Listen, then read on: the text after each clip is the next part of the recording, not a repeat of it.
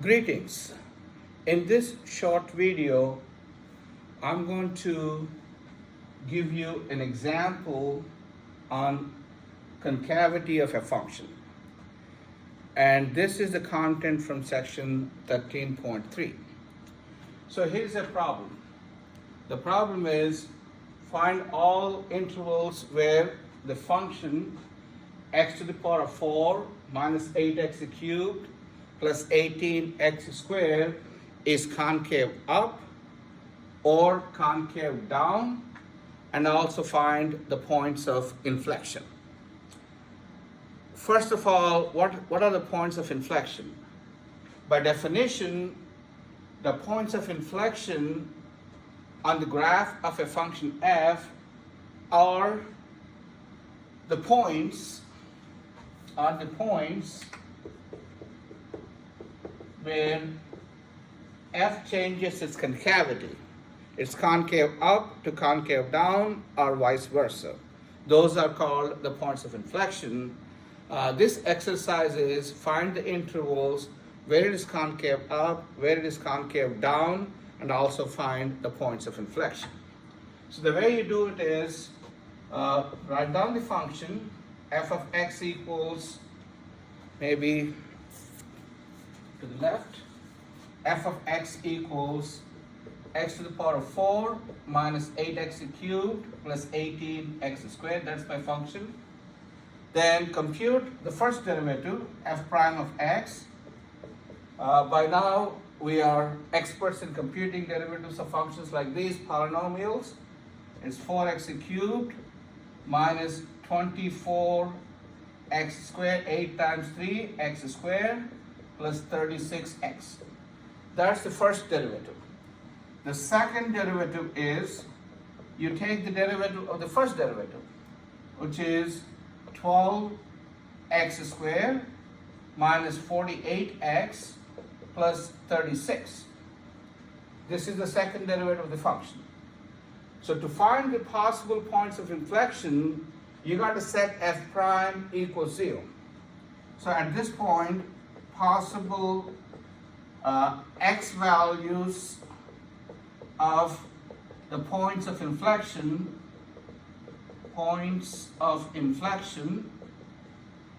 to do this, you set f prime x equals 0. That is 12x squared minus 48x plus 36 equals 0.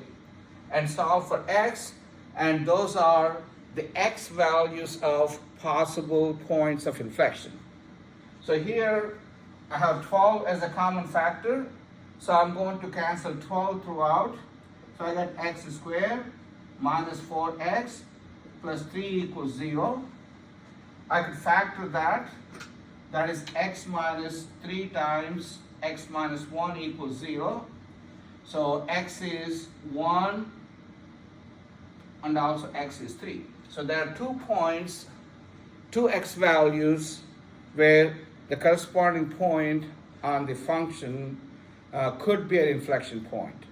We got to know, is it inflection or not? We need to do more work. But at this point, these are the only candidates.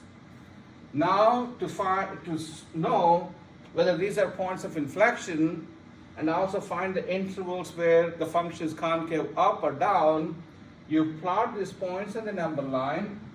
Why on the number line? The domain of the function is all of number line. And plot these 2 x values. X is 1, x is 3, this is negative infinity, and that is positive infinity. So now we want to know what type of concavity you have from negative infinity to 1, 1 to 3, and 3 to infinity. For this, we construct a table just like we did for local max and local min. So the table will have interval, in this case, negative infinity to 1, open. The second interval is 1 to 3, and the third interval is 3 to infinity. Always these are open intervals. Now you take a test point. Test point could be any point that is in that interval. In this case, I'm going to pick 0 as the test point in that interval. In between 1 and 3, I'm going to pick 2. You could pick any point you want. In between 3 and infinity, I'm going to pick 4. Now you compute the sign of f double prime at these points. The sign of f double prime is, remember this is your f double prime, and you want to plug in these test points in f double prime. So I computed those values. F double prime at 0 is 36, which is positive. This is positive. And f double prime at 2, again plug in 2 in this function here, f double prime of x, you get negative 12, which is negative. And if you plug in 4, you get f double prime at 4 is 36, again, which is positive.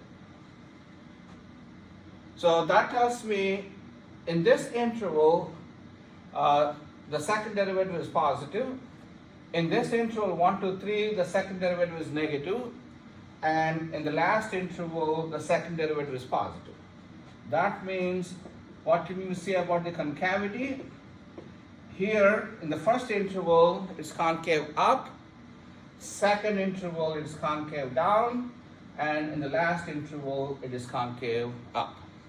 So it is concave up, concave down. So this is indeed a point of inflection at x equals 1.